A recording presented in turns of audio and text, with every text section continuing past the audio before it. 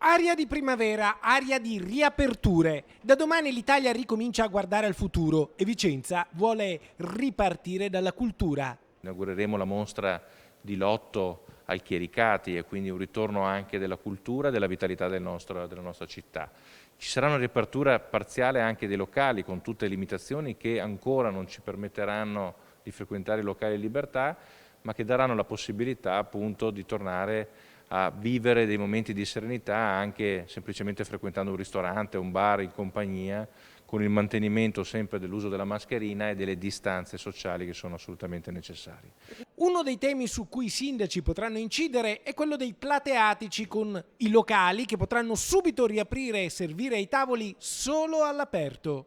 Quella dei plateatici è un tema che stiamo affrontando già dall'anno scorso. Siamo stati come Comune di Vicenza tra i più rapidi nel dare risposte alle richieste. Abbiamo un team di lavoro all'interno degli uffici comunali pronti ad evadere le istanze per nuovi plateatici.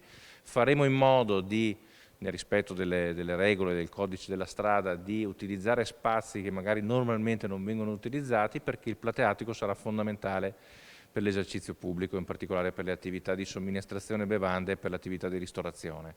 E quindi il Comune è a disposizione di tutti gli esercenti che volessero fare istanze e li valuteremo in tempi molto rapidi.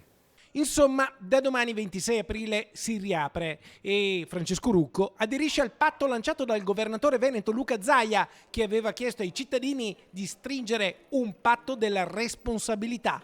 Innanzitutto condivido il messaggio lanciato dal Presidente Zaia. In questo momento, con le riaperture del 26 e le progressive riaperture che ci saranno nelle settimane a seguire, la responsabilità passa dal governo centrale, dalla regione, fino ai cittadini, i quali devono essere assolutamente responsabili nel rispettare le regole che verranno imposte.